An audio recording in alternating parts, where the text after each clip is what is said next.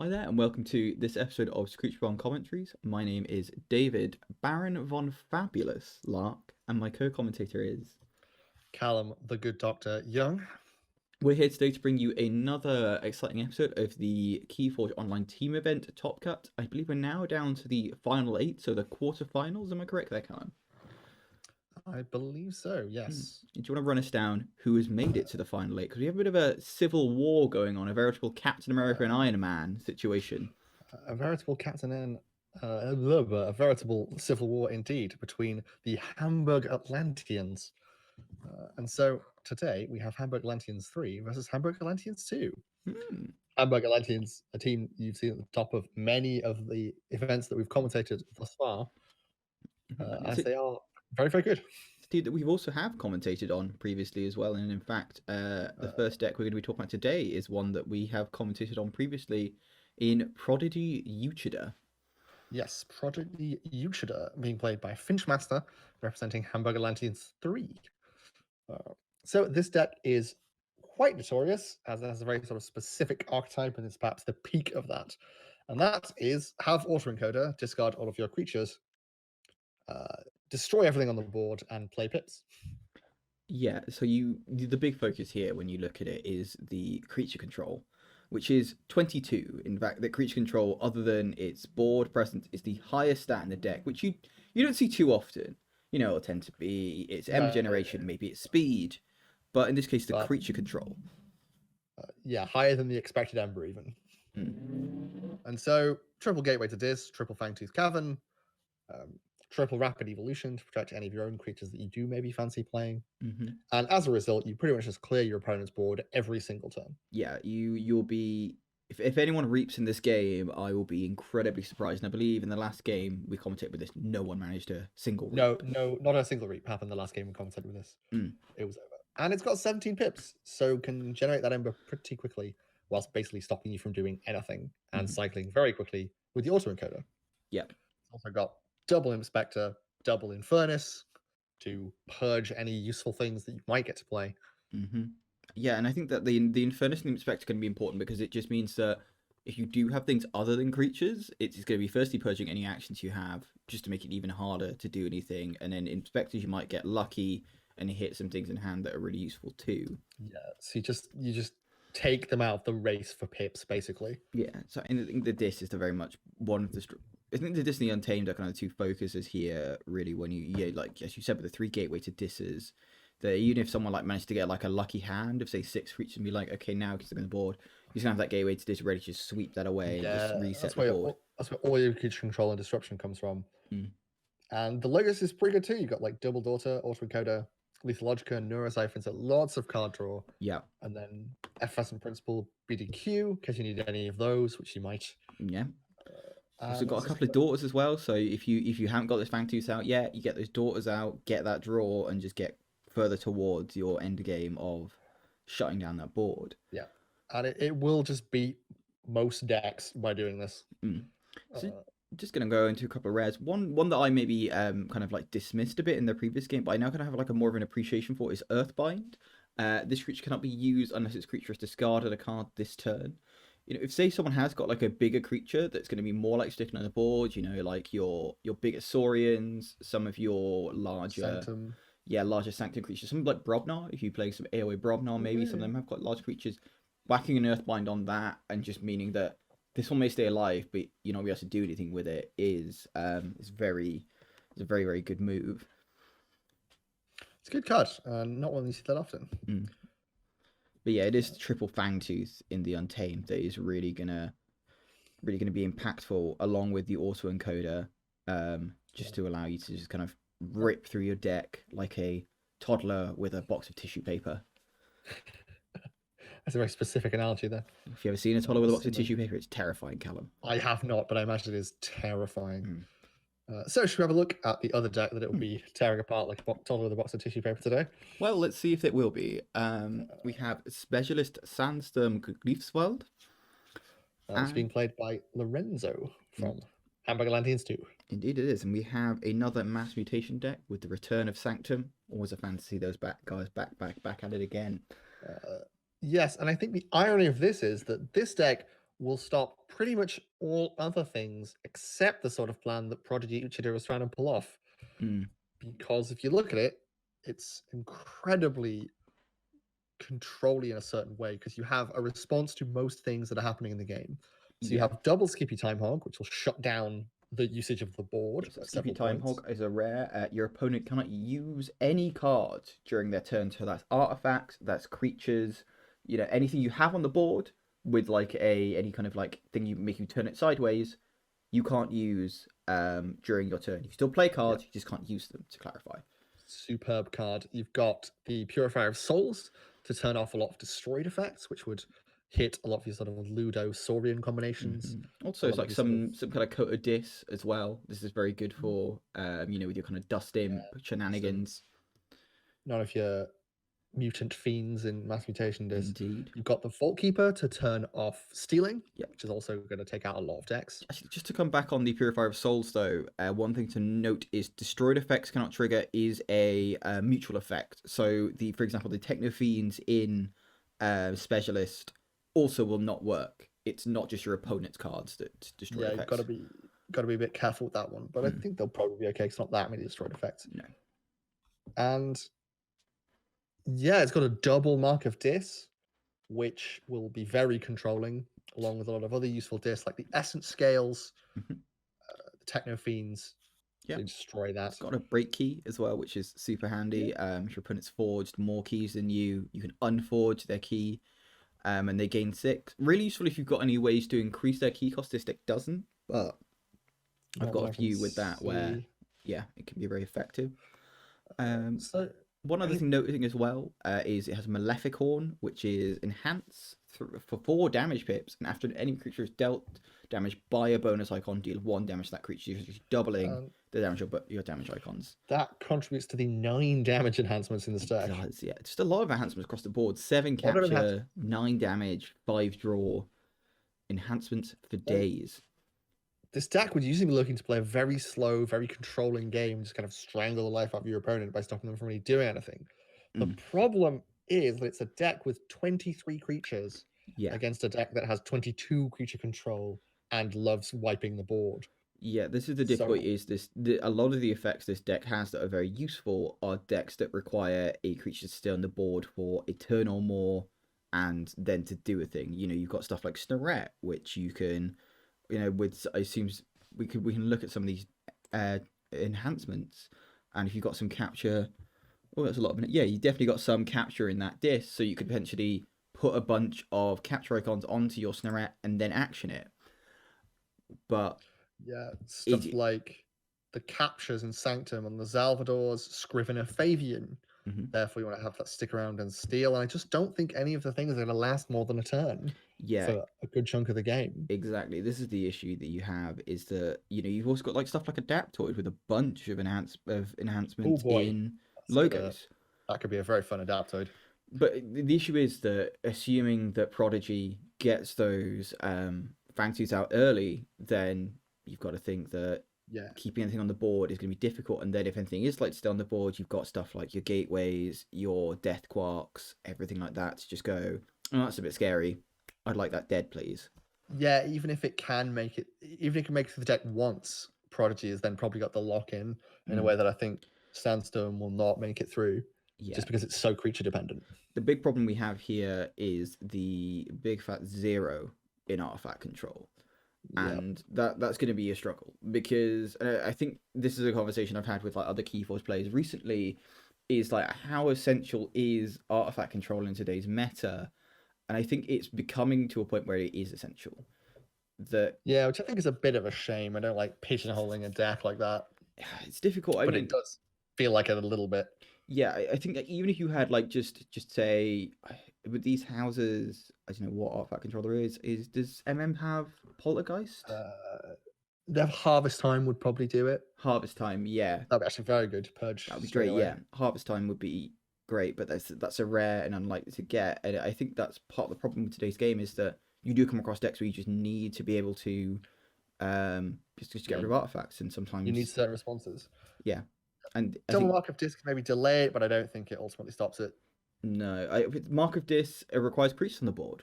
And It does, yep. So Prodigy usually there might doesn't not need be to any. do that, really. So I think we are relatively clear in our prediction. Yeah, it's difficult. It's a shame because I really like Sandstorm as a deck. It's very much my kind of Keyforge. It's very much, get a big board, do things with your things on the board, like kind Yeah, of get your we've boot seen on the it. opponent's throat and just press down. We've seen it done some cracking things before and be very well, but it still has the tools to win this matchup. Sadly not. I think Prodigy is the kind of deck where if you've got that off-back control, if you stick like a Tachyon Pulse or like you said a Harvest Time, you can make a bit of a game about it. But with no off-back control at all, it's always going to be a very, very much of an uphill battle. All right, let's see how it goes. Yeah, I'd like to see you in the game portion of the episode. Thank you. Hello everyone, welcome to the game portion of the episode. We have a bit of a change from the deck chat in that we still have myself, Baron von Fabulous, but we have our erstwhile technical support here with us, Matthew Tuck. Standing in for the good doctor who, alas, cannot join us for this game. Sadly not. We had some technical issues, but we were pushing through to get you that content that you need. But yeah, we've got obviously Hamburg Atlanteans. We have Finchmaster on the top of the screen playing Prodigy Uchida. And we have Lorenzo on the bottom of the stream saying Specialist Sandstorm. So some good opening hands, I think, from both sides here. I think both players will be quite happy with these. Yeah, I certainly think if I were in that position, I'd certainly keep it. Where I Finchmaster and Lorenzo, I'd be thinking, well, ooh. Finchmaster disagrees, but I think got a better hand, if anything, Yeah, with the daughter. you're right. And Lorenzo opting to keep by the looks of it. Which you can see, got some good logos there. You got Skippy. It's always nice to have, Indeed. even early on. But no, Finchmaster there gambled and beat the house. I think you'll be very, very pleased with this opening hand, especially that Fangtooth Cavern, as we said in the deck chat, very crucial to his game plan. And then chucking out that daughter to get the extra hand size. Indeed. Always a great one on turn one, especially after you've mulligan. Getting to draw 2 cards off the turn 1 is very nice. We're going to see logos coming out from Lorenzo, though. Yeah, Kronos to archive something, Skippy, Adaptoid as well. Gotta love an Adaptoid. Yeah, especially off the draw from that Kronos there. So yeah, managing to get the entire hand out, but not the best to draw into here with the 2/2/2 hand for Lorenzo. I imagine we're going to see some Untamed from Finchmaster. I would be shocked if we didn't, particularly given he can't use that daughter to reap even if he wanted to. He cannot, and you probably wouldn't mind getting a bit of extra power on the daughter, making it bigger than your opponent's logos. Particularly if you then play that Fangtooth, or play the Fangtooth beforehand, right? Because you get the Amber. Yes, I think, you'd want to play the Fangtooth, then the Rapid Evolution, and put it onto that daughter, making it a 5 power. Ooh, although problematic here is 2 decisions you've got to make. Firstly, whether you want to play the Gloriana's Attendant, which you probably do actually, because it's a 1 power, but it means it's going to be harder to kill stuff later. Also, do you want to play that Dark Queen Gloriana? Because if you play that... You do, and he does. He does have to return daughter to hand, which isn't ideal. I would have considered discarding that, I think. Rapid Evolution to make that? Ah, this is very clever. So he wants to take out the Cronus, or I suppose, and yeah, it's got to be the Cronus. Yeah, and by doing this though, by returning the daughter and increasing the Time Hog's power, he can now do that with the Fangtooth. That's true. It's quite clever now you think about it. It's very clever, yeah. Not an obvious play. No, and a damn from Lorenzo here, clearly agreeing that was not an obvious play, but very, very nice from Finchmaster there. And Lorenzo's looking at a not great hand to respond. Not great. We've got to wonder what's in the archives. Maybe he's got something. He's going to pick that up. Maybe he's got something there. We know he's definitely got a causal loop in there. And we know he's already got 2 logos in hand. You could get something off the pit for the Skippy. Yeah. Not Skippy, for the Adaptoid. So exactly. Maybe that? Yeah, I think that's probably where I'd be thinking of going if this was my hand. But again, hard to tell without being able to look at the archives. Yeah, he does call logos as we predicted, but does not pick up the archives. No. Instead, makes them even bigger. Makes them even larger. And yeah, we do. Here was me checking the archives. This is some pre-recorded footage. And yeah, we do see a lot of Sanctum in that archive. So maybe hoping to set up a big Sanctum turn next turn now. And we drawing to even more. I think we are now very likely to see some Sanctum coming out. And in terms of what he did in that turn, got a nice Adaptoid play, which, Who doesn't like Adaptoid? He's a good boy. He is a good boy. He's a good lad. Yeah, Finchmaster, not a great hand for them now after that great Untamed turn before. No, it's a difficult one because if you play the Dis and you Gateway, it means you're going to kill that Xenofiend, which you might be fine with, gets you a steal, but it's not ideal. Logos, your daughter will die. Keyfrog, you're not going to want that to die unless you've got enough Ember to Forge here. So, a hard decision, I must say.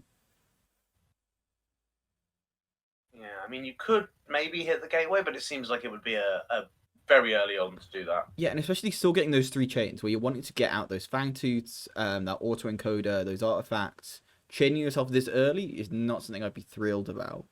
So he goes Logos, plays Bouncing Death Claw. Mm-hmm.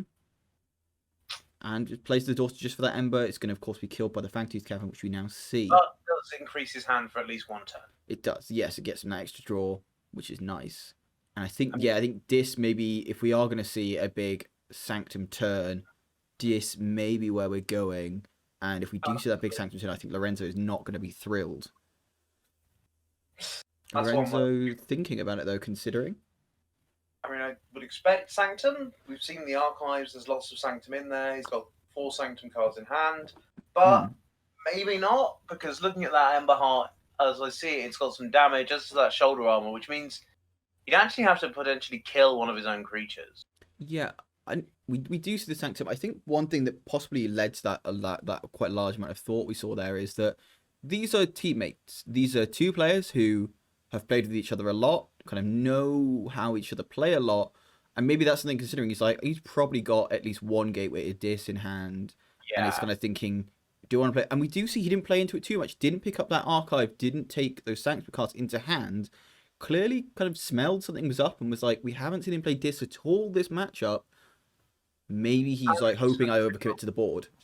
And he's been rewarded with a very nice Dis hand of his own. Indeed he has, yeah. He's going to be smiling from ear to ear over that, I imagine. What does Finch wants to do here? What indeed? Does he take that Dis, take the 3 chains? Or does he maybe do some shenanigans with Infernus? There's options for him here. None of them look amazing. I think you take the Dis. Pure, if nothing else to knock Lorenzo off check. You know, he's on 6 Ember here. Yeah, you get 1 or 2 with the Infernus. Yeah, you're not going to take 1 turn Effervescent Principle. That's the only card. I think Dis has to be the choice. Do you use the board clear, though, is the question. My instinct is you do, because it might let you steal 1, right? Yeah, it almost certainly will. I mean, you're almost certain to play that Fiend. Yeah. Which he plays, maybe he's not going to play the board clear here then, because obviously playing it, Gateway to Dis is still in hand. And I suppose you can still kill that Escaping Time Hawk if you want at this point. And we're looking at discard here. What would you purge here, Tuck, if it were you? I mean, I'd purge the Electric Inquiry for sure. And the Discombobulator, yeah, I'd probably the Discombobulator as well, to be honest. Yeah, there's no capture in Finchmaster's deck. Gateway to Dis. So yeah, wants to get that steal off, and maybe just wants to get the Infernus back in the discard. Looking at that, you've got 2 Fangtooths. I mean, that's just nasty to have out. Yeah. Even if you have to take a turn. We're not playing much on the board. And as we said Lorenzo doesn't have any artifact control, so once his Fangtooths are down, they're staying down. Which is not good when we see Lorenzo playing some very powerful Dis creatures here. But you play those 3 Fangtooths, you can wipe that board. Exactly, you can. I mean, I think you'll discard the Keyfrog at that point. Maybe hold it in hand. I think probably discard it with those chains. Yeah, you don't want to. But you've got to think Finchmaster is very happy to have these out so early in the game. You know, only with 20 cards left in the deck, he's got the 3 big artifacts he really needs out. And he's going to be putting Lorenzo in a very difficult spot very soon. So you're thinking quite hard about this turn? Yeah, I think it's... I think to me it feels like the Fangtooth is the choice, and it is the choice he makes. But it's always... I think that's what you see a lot of very good players do, is you see them even though it seems like the choice is obvious, they will still take the time just to go, okay, is there a better choice? Is there any advantage to me playing the Effervescent Principle and the Odd Claude? Take about 30 seconds to think about your plays before you make them. Exactly. Which, gives you a bit more time to plan out your turn. Ooh, draws into another Infernus. as well. Yeah. And as we said, uses the Fangtooths to destroy all of that board. But I think, like, although this is obviously Keyforge Online Team event, it's not for money, and it's simply for, like, the glory and prestige of the thing. You know, it's with things like Keyforge Premier League as well. It's good practice to get into for that, where you might be in the finals of something where there is money on the line, and you want to be in the practice of kind of taking a moment, calming your nerves, and going, right, what's the best thing I can do here? And Lorenzo called this here, not necessarily what I'd have expected, but Drekka, always very useful. Essence scale to have the Drekka Reap, yeah. Yeah. And break key, sadly, Finchmaster hasn't forged the key, so not really setting Finchmaster back at all there. But I think... But he gets an amber from it, right? Yeah, like, exactly. And he captures one as well. He does and indeed. And if we're looking at Lorenzo's hand, immediately what we're drawn to is those incredible draw icons. Indeed. Even if they're not necessarily what you'd play, given the archive.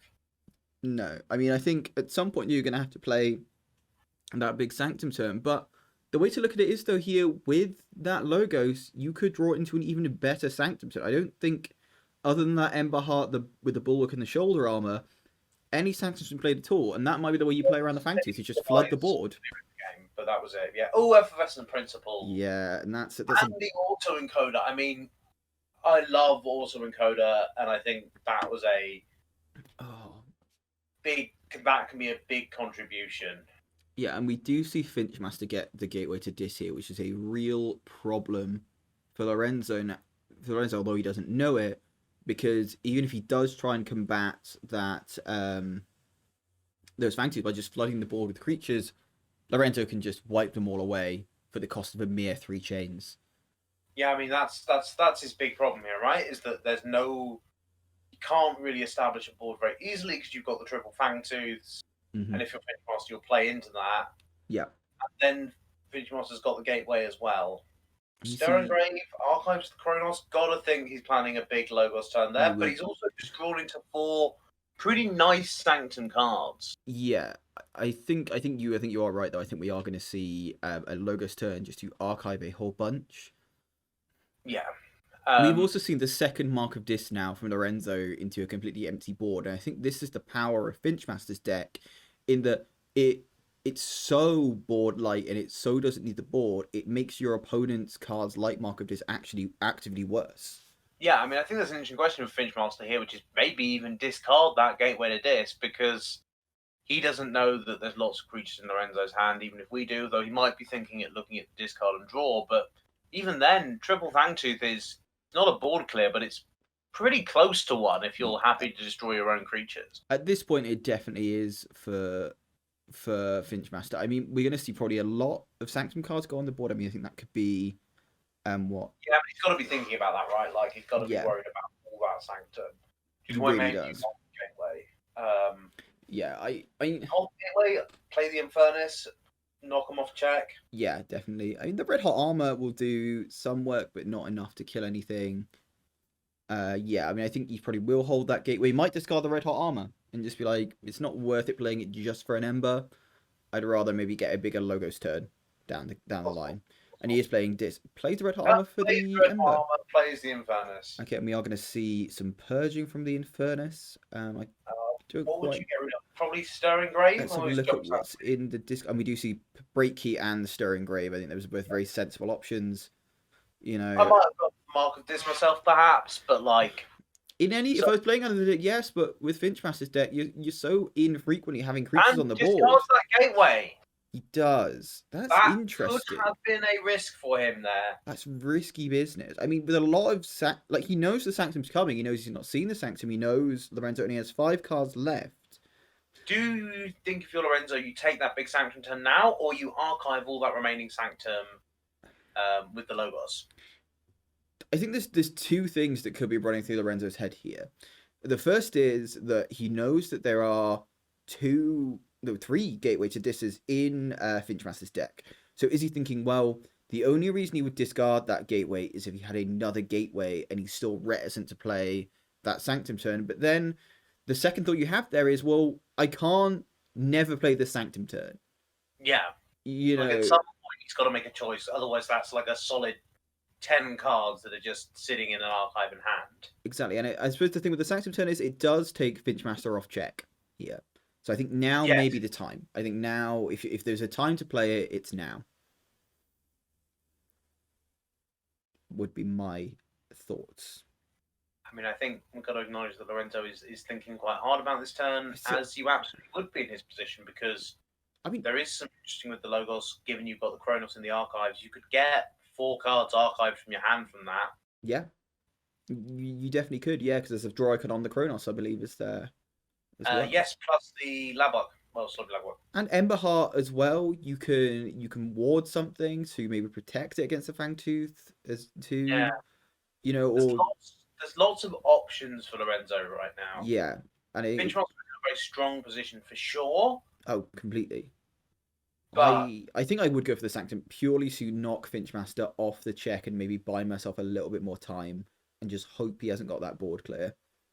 I think yeah, I would be think my I would thinking. agree if I were in his position. But as we've said, sometimes players take a little bit of time to think things through. He's obviously thinking this through quite hard. Oh no, I mean I think it's easy for me to say, and it's also like the order in which you take that turn as well. Like, okay, I'm going to play my Sanctum creatures. What order do I play them in? You know, are there any interactions with that? Is there any matter to anything being on the flanks or not? Like, if shoulder armor comes around, what do I want on the flank to play shoulder armor on? You know, these are the kind of questions you want to ask yourself. Yeah, absolutely. You've got to think quite carefully when you're playing what is a very, very potentially big turn. Exactly, yeah. You know, if I ward something with it, and we do see the does Sanctum. Does go for the Sanctum. It's a lot of boys in hand. We see Dino Knight, General Salvador. Vault Keeper, always very nice. Gonna Yeah. probably die quite quickly, but still very nice. Yeah, I mean, 4 power, 1 armor, difficult to get rid of in quite a lot of decks, and generally good when there's the 2 fiends in Finchmaster's deck. There is a bit of steel there that can be stopping. But That is a very large Sanctum board. It is. But the thing that immediately jumps at me when I look in Finchmaster's hand is that a lot of those boys are 4 power. Oh no! Oh no! Doesn't even need the gateway because you drop that standardized testing, and you then use the Fangtooth to pop whatever's left. No. No. I mean, it's getting awarded, but I'm pretty sure it's not stopping what is going to be a pretty gross standardized testing. And this has been a problem that Sanctum has had, like, even since the KOTE days, of so many Sanctum creatures seem to be 4 power. Like, yeah, I mean, look at it. Everything, almost all of 4 power. You've got 1 5 and 1 6, I think, on the night. Yeah, so one of my favorite decks has this same problem with like cards like standardized testing, where like I say, like, you know, you have like back in the day it was Sergeants of Keels, Raiding Knights, Staunch Knights, sometimes Sequisers, all Vault Keepers, all 4 power, and you have the same thing here. Salvador, Vault Keeper, Gorvenal, Aldrich the Bold, all 4 power. And it means and Logos, and he picks up his archives, looking at opposition research and a neurosyphon. This is all. Oh, and he pops the board on Baldrick. Yeah, and just I didn't even need to do that, but just no. I mean, that is, and then the opposition research discard. All the reaping that Lorenzo is potentially going to do here, you know, that is heinous.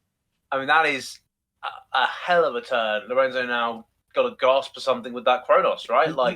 And like I was saying before about like these two players having played each other a lot and knowing each other's decks, you've got to wonder if that was maybe part of Finchmaster's calculus when discarding that gateway, being like, if he plays Sanctum, I've got a standardized testing. I know I can take out his whole board. I mean, it doesn't even have to be his whole board, right? Because at this point, he's got the 3 Fangtooths. All he needs is it to kill enough creatures that the Fangtooths can do the rest. Yeah, the only problem would have been if he'd played a Scrivener Fabian. That wouldn't have worked. So maybe he didn't think that, and he just kind of got a little bit fortunate. But I mean, yeah, but I think there's definitely some thinking that, like, there's a managed risk there. That there are ways to clear a board that aren't. Kronos being used to archive some Logos cards there. Maybe not ideal. Might have liked to play those.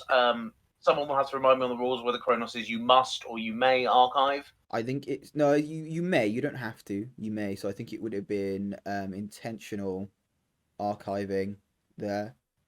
No, fair enough. Well, I he's don't know put what a lot of cards in his archive. I don't know what he archived. If hopefully I past me will scroll over the archive at some point, but we shall see. Yeah, you can see that you may archive a card. I am mousing over Cronus. It's very clear that past you had similar thoughts to present me on Kronos. Past me was very much also curious about this. Untamed, yep, got to expect that. Gonna maybe play the Flip, play Earthbind, always nice. Rapid Evolution of Kronos. No, I think just discard the Flume, get that archive. Yeah, discard the Flume, and then kill them both with poor innocent Flume. Oh, man, those Fangtooth Caverns. I mean, you've got to talk about big artifacts. Obviously, the things people think about are Heart of the Forest, Ethan's Jar, but Fangtooth Cavern, if you've got multiples of them in a deck, can be absolutely controlling. It can, and I think that's the thing. Like 2 is hard to deal with. 3 is crushing, especially when you've got a player like Finchmaster who has who's the deck to take advantage of this fully. Like Finchmaster's deck doesn't need the board to operate. In fact, it's if anything happier without a board to operate, and he's using it to full effect here. And yeah, we are seeing the archive. Quite a few Logos cards in the archive there actually. Loop, Skippy, Bob Buckton. I mean, Skippy very useful normally, less useful when you're looking at Finchmaster's deck, and it just doesn't really care, as you say, about that board. No, I mean it's the only thing it could be useful is if we see this essence scale come down, it turns that off. But we obviously the archive picked up. And nothing. Yeah, and that's the 3rd mark of displayed now that has hit nothing of Finchmaster's board. It's brutal. And then using the Essence Steel to steal 1 and get an extra Reapin. Yep, and putting himself to 8. Will we see a Keyforge from Finchmaster here? It looks like we will. From Finchmaster, from Lorenzo there. Apologies. Yes, Finchmaster not looking like he's got much that can really stop Lorenzo forging, but on the flip side of that, he's got a Lithogica, a Mutagenic Serum, and a Daughter, which he considered discarding, or particularly maybe in the case of the Daughter, playing them for that extra bit of size. Yeah, I can't quite recall what he's got as an archive, but I think, yeah, the Lithogica, the Serum, and the Daughter to draw a card, it's going to be a very good play here for Finchmaster. I think that's what we will see. You know, it allows you still kill both the disc creatures that Lorenzo has out to get your Ember back.